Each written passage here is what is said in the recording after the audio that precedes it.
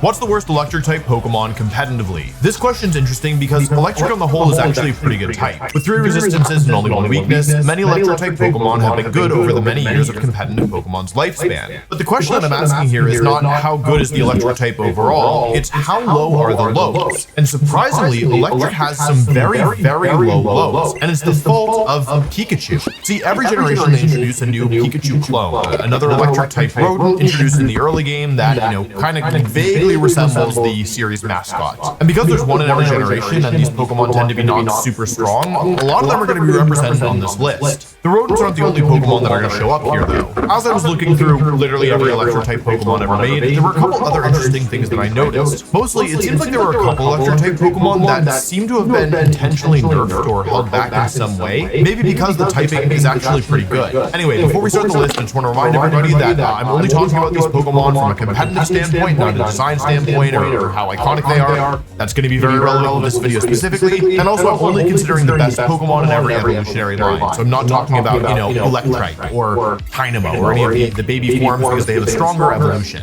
Anyway, with all that being said, let's kick off our list with number 10, Lantern. I'm starting at the least bad and working my way up to the single worst electric type, so of all the Pokemon I'm going to talk about today, Lantern I would say is the least bad offender. Actually, fun fact, when I was doing research for this video, I was trying to see if any of the Pokemon had any results at all, and Lantern only has 1 recorded result, and it's in 6th place at the 2010 World Championships. This was enough to bump Lantern up from the initial 6th place that I had it at all the way to number 10. Now, Lantern I would say is not a bad Pokemon, but it's also not a very good one. One thing that Lantern does have going for it is the typing of water and electric. Electric only has 1 weakness and water only has 2, and when you combine water with electric, you lose one of water's weaknesses, which is a really roundabout way of saying that Lantern is only weak to grass and ground type moves. Water and electric are also pretty good offensive types, and although they don't work that well together since neither can hit opposing grass or dragon types, they also are just generally nice types to have on your team. One of the big draws of Lantern is that it gets 2 rather useful abilities in Water Absorb and Volt Absorb. These abilities, as you're probably aware, make you immune to the type named and also give you healing whenever you are hit with one of the moves. I didn't play back in 2010, but my guess is that Lantern was used in large part because it was so good in Kyogre, being able to be immune to its water type moves, then hit it for super effective with electric type attacks. Of course, this is the worst electric types of all time list, so we have to talk about what makes Lantern bad, as well as the things that it can do. The big issue with Lantern is the stats. While it does have a high HP stat, pretty much every other stat is disappointing at best. Defense and special defense are quite low, but because the HP is high, you can kind of justify this, but the fact that it doesn't have a good offensive stat and it's slow really just makes Lantern very difficult to use. I would also say that it doesn't have a great move pool, like it does get the normal water and electric type moves, which is nice, but I would not say that it has any especially broken or even really noteworthy moves in its move pool. Like you get Thunderbolt and Scald and like Icy Wind, but these are moves that I would normally mention except to mention that they're not worth mentioning. Lantern also learns Sucker Punch for some reason, which I don't really understand that one. Lantern does not seem like the kind of Pokemon that, punches you when your back is turned, but I mean, what do I know? I don't make the game. The last thing I will say about Lantern is that as Mega Evolutions have come back, I think this is a Pokemon that at some point could get a Mega Evolution. It has such poor stats that you could give it 100 extra stats like across the board, and it wouldn't even necessarily make it that much better. But giving it a Mega could take it out of the category of almost impossible to do well with. Like it's been 15 years since Lantern's last recorded results. Anyway, I do actually like Lantern, so I hope it gets some kind of love at some point because right now it's not looking good. Speaking of Pokemon that have gotten a little love, let's talk about number 9, Electro. Somehow Electro is actually the only Generation 1 Pokemon on our list, which is interesting because I think these lists often do tend to kind of over-index on the earlier gens before power creep became as apparent. Now initially I had Electro lower on the list, I think it was initially number 5, but I raised Electro all the way up here to number 9 because it is actually the only other Pokemon on this list, in addition to Lantern, that has a single recorded result. Actually it has 2 results. It has one in 2014 getting top 30, 33rd at US Nationals, and then the top 32 at Knoxville Regionals in 2023. So Electrode is tough. Similar to Lantern, it's not very good, and the big issue is the stats. Electrode is neither bulky nor especially strong. However, it does have one thing going for it, and that is its absurdly fast natural speed stat. It's not going to be able to use its speed to do damage, but it can use it to support its teammates. It can do this in a couple different ways. One option is to use the move Rain Dance to control the weather. This can be nice because if you have a Pokemon with Drizzle, you might not want to switch it out and then switch back in again to reset the rain, and so Electrode gives you an alternative because it is so fast. fast. It can also use some supporting moves like Electro Web and Thunder Wave to control the speeds of the battle to help your partner outspeed key threats. Electrode, I would say, is partially a victim of power creep because, like, while it is a very fast Pokemon, it's not the best way to get speed control over the battle, or frankly even weather control. When Generation 5 introduced the Prankster ability, it basically made Electrode, I won't say obsolete, but it did make it a lot harder for Electrode to actually do something unique that felt good, because using a really fast Pokemon to use Electro Web to control the speed of the battle is just inferior to having your little bird use Tailwind to double your team speed for the next 4 turns. It's also worth noting that the addition of dynamic speed to the Pokemon franchise, which happened in Generation 8, made things a lot harder for Electrode. For those of you unaware, basically it used to be that if you like affected the speeds of the battle, it wouldn't take effect until the following turn. So if you used a move like Tailwind, your partner would not immediately receive the benefits. However, that's changed, and now any kind of speed control activates immediately. The reason this is bad for Electrode specifically is because it is rather frail, and like if you're able to use Tailwind and then attack Electrode before it can move, it will often go down right away. That being said, I do want to call it that Electrode has a pretty decent move pool, and so it is possible in certain formats where there aren't good, Prankster or Tailwind users, it can do something. Like it did see play as recently as 3 years ago, and so it's certainly not the worst Pokemon on our list. Electrode also gets the move Light Screen. I don't think it gets Reflect. Oh, it does get. Wait. Okay, it actually doesn't get Reflect. Only the Hisuian version gets Reflect, which I think is really mean because like you could give Reflect to Electrode, and actually only the regular form gets Light Screen. So each of them can only set up one screen, which is silly. They should both get the screens. Also, speaking of Hisuian Electrode, it does not end up on this list. It's not that much better than Electrode, but it is enough better that it keeps it off the list. Because Electrode is not the worst Electrode type. It's actually not that bad. Anyway, I've rambled about Electrode a lot. It's not a good Pokemon, but it does have some stuff it can do, and so it's in the category where if this is your favorite Pokemon, I'm really sorry. But I'm not in mourning for you. Like, you can do something with this. Now, while Electrode is not my favorite Pokemon, I do like it. I think Pokemon that excel in one area are really cool, and Electrode being so fast is inspiring to me. This video's sponsor, Raycon, reminds me of Electrode in some ways. Their essential open earbuds help me lock in when I'm running, just like an Electrode using Electroweb to make sure that it is the fastest thing on the field. That's because the essential open earbuds sit just outside your ear canal, giving you a clear sound but allowing you to hear what's happening around you, meaning I can actually run safely without worrying about how well I can take a hit from a rev room.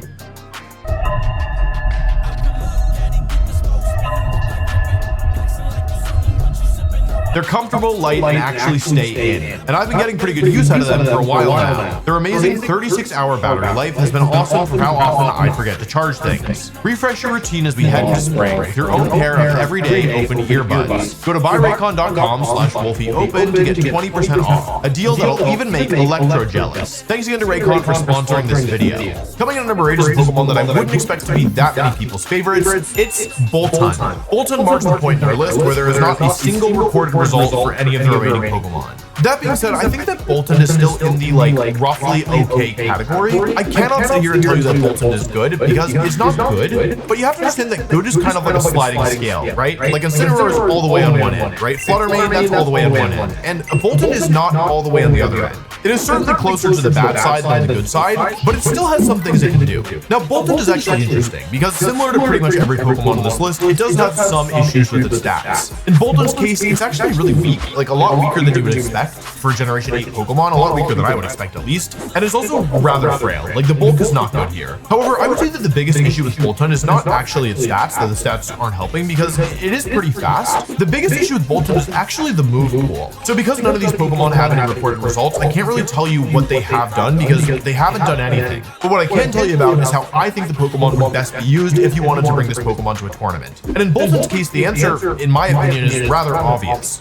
Boltund gets a hidden ability called Competitive. This ability is very, very good. Basically, Competitive is like the special equivalent of Defiant, and if you don't know what that means, it means that whenever one of Boltund's stats is lowered, it gets a +2 boost to its special attack. If you haven't already received a boost or a drop, this effectively doubles your special attack stat. And this was especially relevant because in the Dynamax era, when Boltund was introduced, many max moves had the secondary effect of lowering one of your stats, and so you could pick up these competitive boosts, I would say easier than in other generations, because you would still get the stat boost even if the opponent using the max move targeted your partner and not Boltund itself, because it would drop both of your team's stats. So even though Boltund doesn't have great stats, because it was introduced in the Dynamax era, and because it has this ability of competitive, it actually could have had some use if it was a little bit better. Which brings us back to the main issue with Boltund, which is it's really lacking move pool. Boltund is an Electric-type Pokemon, and it learns a number of Electric electric and normal type moves. And that's pretty much all of the moves that Boltund learns. Boltund learns exactly one special attack that is neither normal or electric, and it is Snarl. Dark is not an especially good offensive type in general, and also Snarl is super weak. It's not a move that you use for damage. So they basically created this Pokemon that's intended to be this fast and somewhat weak electric type special attacker, with the goal basically being that if your opponent gives you a stat boost, it can be pretty strong. But the problem is that it doesn't get any coverage moves, so it doesn't actually ever get to reach its full potential. Anyway, it's not a bad Pokemon, but the fact that its move pool is so terrible really holds it back. And given that the stats aren't actually better, it means that it's really difficult to make it work.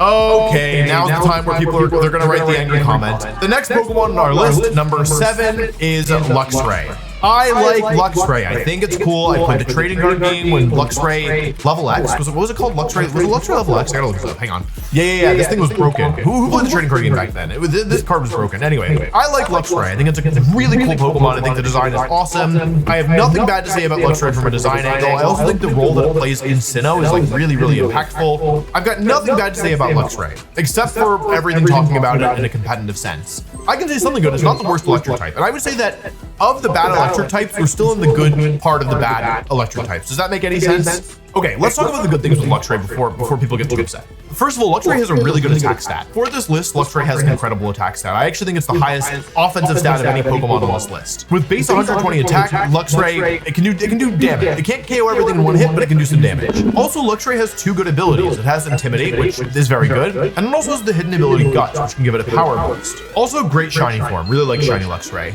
I would say that Luxray does not have one glaring weakness, one glaring flaw that I can point to and say, like, this is the reason why this Pokemon is bad. What I would say about Luxray is that the way that all of the different attributes kind of come together, it makes it a bit awkward to use. I would say that the single biggest issue holding Luxray back is its relatively low speed stat. And actually, I would say it's not even that low, it's in this awkward middle ground. Luxray has base 70 speed, which is slower than most Pokemon you would expect in like any given format, but it's also not quite slow enough that it makes it a viable Pokemon inside of Trick Room. So even though the stats are overall pretty good, like the bulk is not bad and the attack is quite good, the speed being in this awkward middle ground makes Luxray not impossible to use, but it holds it back a fair bit, I would say. Another thing that makes Luxray awkward is the way that its moves interact with its stats. Specifically, even though it has this pretty good base attack stat, it actually doesn't get that many high base power moves. Like, of course, it gets the normal electric moves, it gets Wild Charge, you know, that's the standard electric move. But the coverage moves that it learns are pretty lacking. Like, Fire Fang and Ice Fang are good typings to have, but they're actually quite weak. For example, super effective Fire Fang or super effective Ice Fang is actually weaker than just using Wild Charge. And this is kind of indicative of a lot of the coverage moves that Luxray gets. It gets Trailblaze for grass coverage, but that's actually even weaker than Fire Fang and Ice Fang.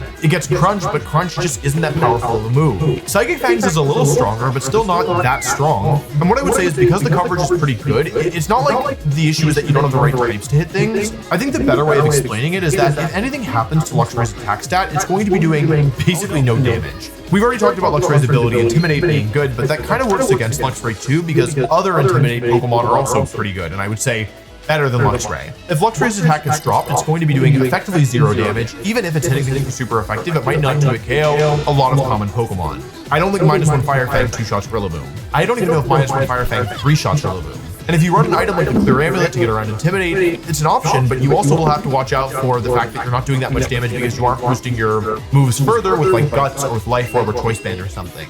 Luxray is another Pokemon that I think could get a Mega Evolution because it is so popular and so iconic. And that would give him a chance to kind of rework the stats to make it, probably being faster would be a big deal and maybe giving it even more attack. That's my recommendation for Mega Luxray. Anyway, it's a cool Pokemon, it is iconic, but it's not that good. It's not that bad either though, we're not in the bad part yet. Alright, the next 2 Pokemon on our list are the transition point from like good bad to bad bad. These are middle bad Pokemon. Starting with number 6, we have Stunfisk. I think Stunfisk is so funny. I don't think it's a popular Pokemon, I like it a lot. I think I'm also biased towards Pokemon that were like from Generation 5, just because that's like when I started playing competitively in like official tournaments, so I feel like I have a soft spot for them. That being said, Stunfisk is not very good, although it is good in Legends ZA Battle Mode. That's one fun fact for you.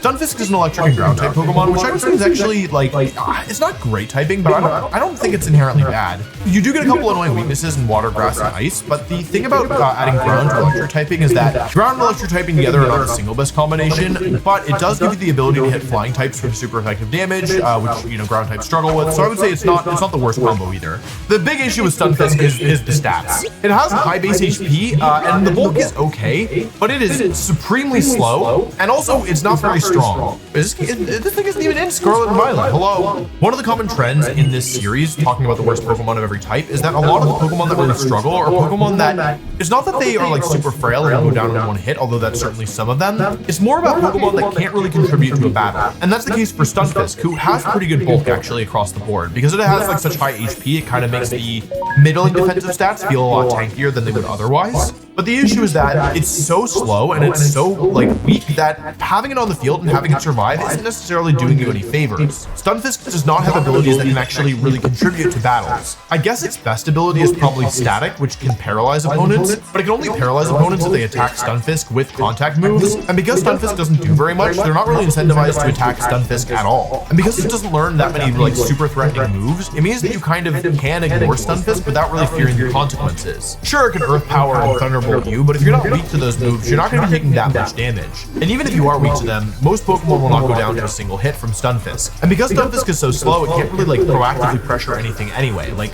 it doesn't have a good way of moving before the opponent, so the opponent can always plan their turn, knowing for sure that Stunfisk isn't going to be able to attack until after they've gotten their moves off. It actually does learn a couple good coverage moves, like it gets Muddy Water, it gets Sludge Bomb, it gets Scald, and that coverage is actually not bad. Like Sludge Bomb and Muddy Water are good moves, but the problem is that they're coming off of the Stunfisk. If Stunfisk is your favorite Pokemon, you really want to make it work, my best advice to you is to try using it during a Dynamax format. This is mostly because Stunfisk gets Yawn, which is one of the best moves against Dynamax Pokemon, and if you're not playing with Dynamax, maybe there's something you can do with like Stealth Rocks and Yawn, basically have it be this like really terrible one-mon Dondozo Tinglu combination. You can always fish for burns too with Scald, but I mean, like, if you're fishing for burns with Scald from Stunfisk, like, something has gone wrong. Anyway, it is a funny mon, and I do think it's, like, cool that they made Galarian Stunfisk, but the fact that they made a new Stunfisk variant and gave it a signature move, and it's still really, really bad, I think is kind of an insult. And it also means that we're probably not getting, like, a Stunfisk evolution anytime soon. Maybe one day Stunfisk will be good, but probably not. It is no longer Bug Month. Instead, it's March. And that's sad, because Bug Month is over. However, you can still remember all the good times that we had, because the merch is still available for one last week, and then it's gone. Maybe forever. And maybe you're thinking, okay, who cares? Like, not a big deal, right? But the Bug Month merch is pretty good. Look at this. Wow, it's not transparent in real life. This is a green screen effect, okay? The tote bag is back in stock. Wolf VGC's Bug Catching Company. Come on. Look at that. You can use it for groceries. You can use it for books. You can use it to and also, we got this nice hoodie. Hello, my green screen is trying to enter the Satan realm, but look at this nice hoodie. It's very comfortable. It's very, very comfortable, I will say. There's stickers, there's multiple colors and everything. So even though it's no longer Bug Month, you can remember it all year long. Anyway, one more week. That's it, okay? One more week and then it's gone forever. Okay, back to the video. Bye-bye. Okay, coming in at number 5 is another Pokemon with multiple forms. This time all introduced in the same generation. It's regular Rotom. Regular Rotom is interesting because, like, the Rotom appliance forms all have a little bit of use. Pretty much every other form of Rotom has a top cut at the World Championships before. I think the one exception is Rotom Fan. But even Rotom Fan is, like, usable. Not good, but usable. It's not on this list. And the thing about Rotom Naked form is that it kind of looks like a pre-evolution of the appliance forms. Like, if we look at the stats, we can see that base Rotom is 5 points faster. And in exchange for those 5 points of speed, it has 30 fewer points in both defense and special defense, 10 fewer points in special attack, and 15 fewer points in attack, which doesn't really matter. But the thing is, it's giving up like 80 total points across the board, and that is a really big deal. It also gives up one of the biggest benefits of being in an appliance, in that it gives up one of the moves that it learns. Each of the appliance forms of Rotom can learn an extra move that the other forms cannot, and these moves across the board are pretty good, and Naked Rotom doesn't get anything. Now, it is worth noting that Electric and Ghost typing with Levitate is pretty good, I would say, across the board. Like, if Rotom had better stats, it would certainly see play. And the move pool, while not great, is also not terrible. Rotom gets a number of good supporting moves like Will-O-Wisp, Light Screen, Pain Split, and the rest Rotom have been seen before in the Washing Machine form. It gets Reflect as well. It gets Trick, so you can run like Trick plus Choice Scarf or Trick plus Choice Specs. I would say that the biggest issue with Rotom's Naked form is that you would never, ever want to use it over one of the appliances. I think the best way to understand this is, imagine if there were only one appliance that Rotom could go into. Like, let's say it was Wash Rotom or Naked Rotom. Wash Rotom on the whole is a lot better than Naked Rotom, and so in most cases you would rather use Wash Rotom than Naked Rotom. But imagine there's a format where there's like a really good grass type Pokemon, right? And so maybe you think, okay, well, I want some of the things that Rotom offers, but I don't want to be weak to grass, therefore I'll use Naked Rotom instead. But the issue is that in the world that we live in, there are 5 appliances that Rotom can go into. And so in this example, where maybe Wash Rotom isn't the best position, you would always rather use Rotom Heat or Rotom Cut before you use Naked Rotom. Basically, the only reason to use regular Rotom over one of the appliances is the 5 points of speed, and it's pretty much across the board almost never worth making this trade. Like 5 points of speed for 80 points total is just not worth it pretty much ever. And the fact that there's never a format where regular Rotom is around where the appliances are not means that regular Rotom is kind of condemned to this life of like being overshadowed by itself.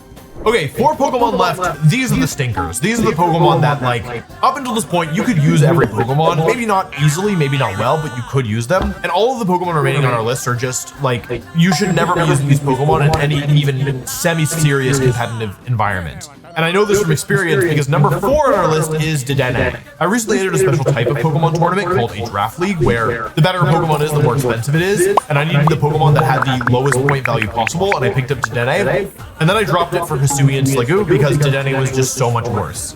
Dedenne is the first Pikachu clone on our list. It's an electric and fairy type, which I think is actually pretty good. Fairy hits the dragon types that resist electric, and it's also the single best type in the game, so you're rarely going to be upset adding it to one of your Pokemon. And I think that's pretty much the only good thing I can say about Dedenne, is that, like, it has a good secondary type that it can't use very well.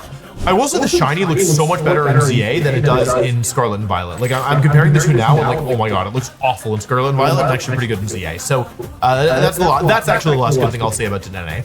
Okay, the issue with Dedenne, it has all the issues that we've talked about thus far, right? Let's start with the stats. Dedenne is, like, fast-ish. It's not the fastest Pokemon, but it's fast enough. But it can't do anything with the speed. It's very frail. It is shockingly frail. And it's also not very strong. The other major issue I would say is with the abilities. Dedenne has 3 abilities to choose from. Pickup, which is mostly worthless. Plus, which I would say is arguably more worthless than Pickup. Like, it has a higher upside, but it's more likely to get the downside, which is that it does nothing. And then Cheek Pouch, which is okay, but doesn't work on Dedenne very well because of the stats. Basically, Cheek Pouch lets you heal more HP when you eat a berry. And so if you have, like, Citrus Berry Dedenne, it'll eat the Citrus Berry, and then it'll get, like, more HP from Cheek Pouch. But Dedenne is so frail that, like, healing extra HP is not really that valuable because you're just going to die anyway, like, to the next strong attack. So it has 3 abilities that it can't really make good use of. And then there's the moves. So actually, I would say that the moves in Dedenne are actually, they're not that bad. The moves themselves are not the issue with Dedenne. Offensively, they kind of are. Like, Dedenne does not get access to the best fairy type move in the game, which is Moonblast, which means it's stuck using Draining Kiss or Dazzling Gleam, both of which are very weak. That being said, because Dedenne is pretty fast, it can actually make use of its relatively good supporting move pool. Dedenne actually gets a ton of good supporting moves like Nuzzle, like Super Fang, like Electro Web. It can use Charm. It can use Entrainment. We're going to get back to that in a second. It can use Helping Hand, Eerie Impulse. The move pool is pretty good. Did I say Endeavor? Endeavor actually is quite interesting. But I do think that if Dedenne had better stats, and specifically better bulk, you could justify using it. Like, this move pool is good enough, and the speed is high enough that in, like, specific scenarios, it could be worth using Dedenne. Like, I won the World Championships with Raichu, and it had a lot of these same moves. I mean, of course, Raichu also gets Fake Out, which is a pretty big deal, but I ran Nuzzle and Endeavor and Volt Switch, which is all moves that Dedenne learns. Also, can I just say, a lot of the Pikachu clones get moves like Fake Out and Follow Me, and Dedenne doesn't get any of them, and that feels like a real letdown. Anyway, all of this is theoretical, and it doesn't really matter because Dedenne's bulk is so tragic that it can't play this role of this fast and annoying support Pokemon, because even if you Eerie Impulse something or Charm something, because battles are double battles, you're pretty likely to just get blown up by the partner. Like, if Dedenne could stick around for multiple turns and use, like, Nuzzle and Super Fang and, I don't know, maybe some, like, you know, like Eerie Impulse, like, if it got 3 turns of those moves, it would be worth using. But realistically, if you get 2 turns, you've kind of high-rolled. Now, if you want to use Dedenne, there is one set that I can imagine having some use, and that is with the move Entrainment and its ability Plus. Plus is an ability that doesn't do anything unless the partner also has either the plus or the minus ability. And the move Entrainment gives whatever ability your Pokemon has to whatever it targets. So what you could do with Dedenne is pair it with something like,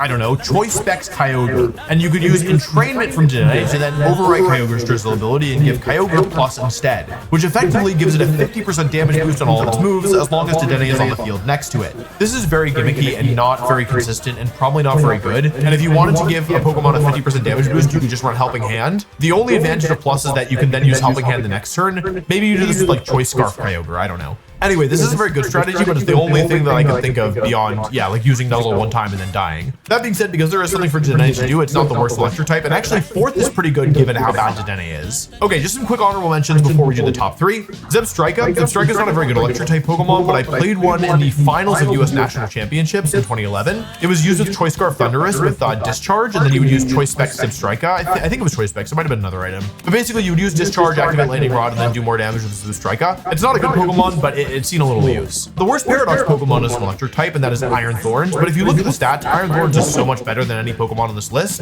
that even though it also doesn't really have any results, I just couldn't justify putting it on the list over like Lantern or Electrode. Alolan Golem I initially had in the list, but Alolan Golem has a unique niche thanks to its signature ability Galvanize, which makes all normal type moves electric type moves. You can do some funny things with this, like turning your Explosion into an electric type move. I actually played against an Alolan Golem last season, funnily enough. It's not a good Pokemon. It's probably number 11 if I had to pick one, but yeah, it's good enough to keep it off of this list. Okay, top 3. And number 3 and number 2 are related and very similar. So I am going to talk about them both at once. Number 3 is Plusle and number 2 is Minun. These are pretty unfortunate Pikachu clones. I mean, the biggest issue with them is their stats. I mean, this is just, like, what is this? Come on.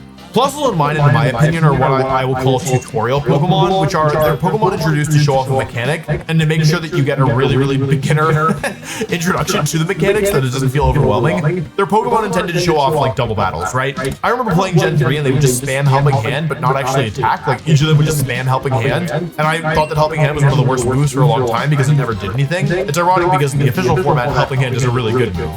Anyway, the big issue here is the stats. The thing is, when your stats are this bad, kind of nothing else matters. Unless you have some super turbo broken ability like Shedinja, or like you learn every move in the game like Smeargle, you're not going to be doing much to contribute to battles. If you're wondering, by the way, the reason why Plusle is ranked slightly better than Minun is because Plusle gets the ability Lightning Rod, which is genuinely a very good ability, whereas Minun has Volt Absorb, which is kind of just an inferior version. But they're pretty comparable because they're both very bad. I would say the Plusle would be maybe slightly usable with like Focus Sash, maybe, if it learned Fake Out, but it doesn't. The move pool is fine. Like, it gets Entrainment, it gets, you know, Nuzzle, it gets Thunderbolt, Encore, it gets basically zero coverage, you can run Grass Knot, I guess. It gets Super Fang and Endeavor like Dedenne, but I mean, like, Dedenne is already one of the worst Pokemon ever made, period, and Plusle and Minun are pretty much just an inferior version. An inferior version of Dedenne. Hello, what are we doing here? I honestly don't even have much more to say about them because they're just that bad. I guess if you wanted to use Plusle, what you would try to do is probably use Nasty Plot plus Baton Pass. Maybe you could also do the Entrainment thing like with Plus as well. Like you know, Entrainment plus same thing as Dedenne, but it's 5 points or 6 points lower than Dedenne, so it's slightly worse. Nasty Plot Baton Pass is okay, I guess. I mean, like you're never surviving long enough to get this off. Minun also gets Nasty Plot plus Baton Pass and you know Entrainment plus minus, so I guess I could do that too. I don't know, like these monsters are so bad. Like I really don't even have much to say about it. They get Helping Hand. You could use like Focus Sash, Nasty Plot, Baton Pass, Helping Hand, Nuzzle, and just like pray that your opponent gives you like 10 free turns to set up. And then you Nasty Plot, you Baton Pass, you bring in Choice Scarf Kyogre, and then you bring Minun back in, and you go Helping Hand. No, you go Entrainment, and you overwrite your Drizzle because the rain is already up, and then you use Helping Hand, and you get 2 times multiplier from Nasty Plot, 1.5 multiplier from minus, 1.5 multiplier from Helping Hand, and you do 4.5 times as much damage with your Kyogre, and then you win the game. That's how you use Plusle and Minun. Alright, I'm done being mean to cheerleaders, let's move on. There's only one Pokemon left, and I'm curious how many of you have guessed it. I won't keep you in suspense. The single worst electric-type Pokemon of all time is Emolga. I know earlier on I told you I had a soft spot for Gen 5 Pokemon. I do not have a soft spot for Emolga. This mon is turbo garbage. Okay, let me find something nice to say. Emolga's typing is an improvement over pure electric. It's an electric and flying type, which means it is immune to ground, which is Emolga's only weakness. And electric cancels out one of flying's weaknesses to electric, so Emolga only has 2 weaknesses. Emolga also has an ability that makes it immune to electric type moves, and I would say it's actually worse than both Volt Absorb and Lightning Rod. It gets Motor Drive, which, like, we already have 2 abilities that do something similar. Motor Drive is just not as good as the other 2. In some circumstances, it can be better than Volt Absorb, but not on Emolga. The other nice thing that I can say about Emolga is that it's actually decently fast. Like, it's faster than Dedenne. It's 103 speed. The speed is pretty good. Everything else is a train wreck. The bulk is abysmal. The offenses are terrible. Emolga is kind of like if you open a coloring book and there's a page that's halfway filled in, and you're like, oh, they forgot to finish it. But they meant to finish it. They just